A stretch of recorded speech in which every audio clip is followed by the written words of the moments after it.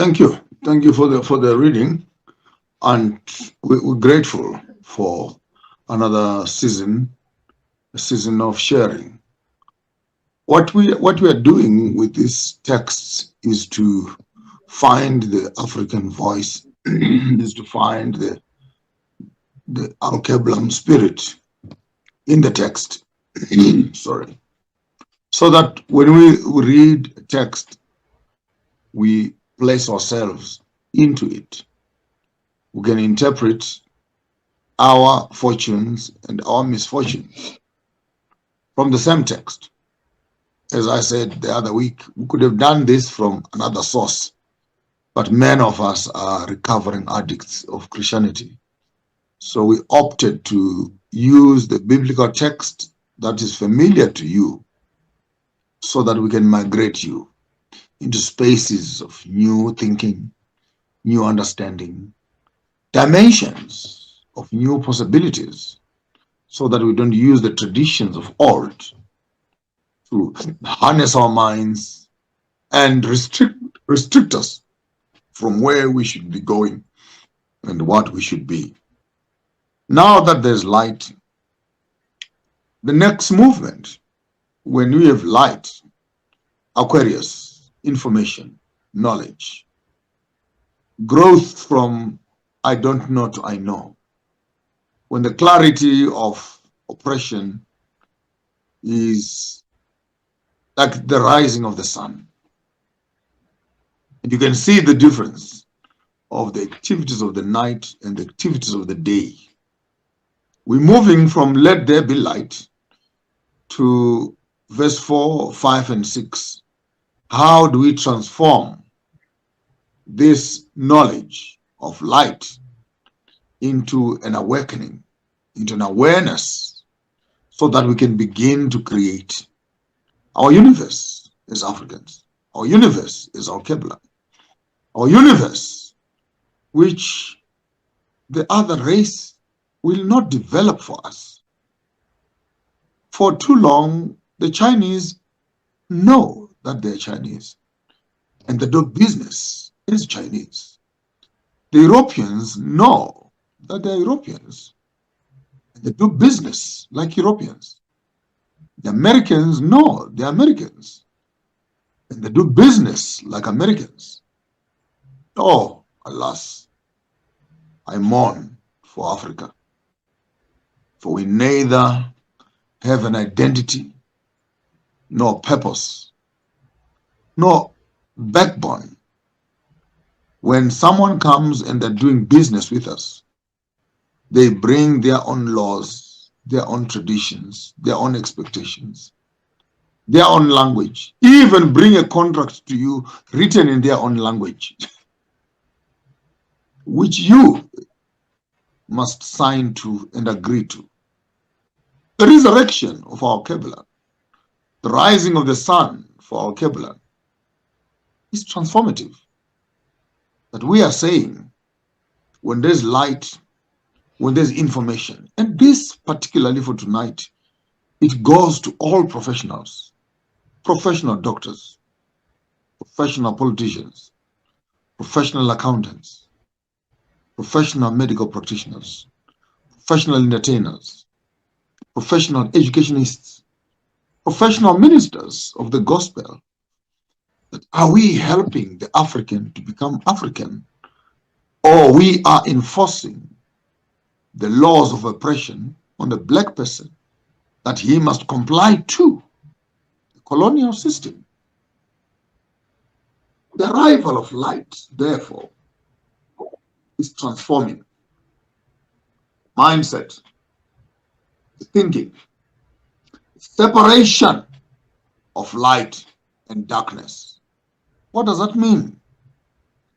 Be intelligent enough to know the difference between who you are and what they want you to be, and know what is the truth. So you cannot walk up to work looking like an African. They won't accept you at work. You will not practice your African indigenous medicines. They won't accept you. You won't be collecting your money and investing it as an African. There's a system that is at play in which all of us are being forced to get into that system. The message of tonight says, learn to separate darkness from light. And the separation is an understanding. The separation is the ability to know my identity vis-a-vis the identity which is being given to me. Which one do I choose? And we need, I want to state it very clearly tonight, choose you.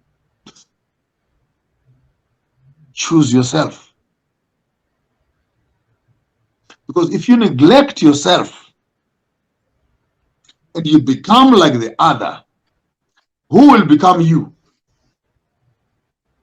If you, Dr. Susan Tata, you abandon being you and you become Margaret Thatcher, who will be Susan Tata?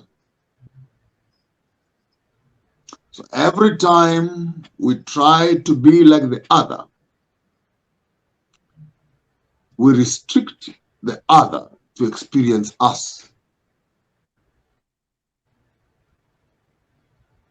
Because when you pretend to be what you are not, and you become like the other is dealing with a fake copy of who you are. But that's not what you are. So right now, throughout Africa, throughout our Capeland, we have indigenous people who are trying to be like, trying to look like. Now, when you look like, what happens to you? Who are you? So I think this chapter is quite critical because it comes down on identity. As to when light shines on you, are you able to see yourself? Are you able to see the other, the enemy? Are you able to see your past? Are you able to see your present? Are you able to see your future? Light pushes away darkness and reveals a new environment. When that environment comes, question, what do you see? And who are you in that picture that you're looking at? And when you run away from that which you are and you become like the other, who will become like you? In all our lives, chapter 1, part 4 says, let's start learning how to separate darkness from light. And we, the children of Ntu, Bantu, are children of the light. We cannot be making decisions in the darkness of colonialism. We can't define ourselves from the chaos that the colonialists and the Caucasian is bringing to us. We need to define ourselves from our own identity. Therefore, tonight we want to separate light from darkness. There is food for those who are in the light. There is food for those who are in darkness. There is medicine for those in the light. There is medicine for those that are in the dark. There are clothes for those in the dark. There are clothes for those that are in the light. There's religion for those that are in darkness. There's religion for those that are in the light. Knowledge, awareness of light allows us to separate the colonial system to the African system. Therefore, we say, we choose us, choose you as a black person, choose you.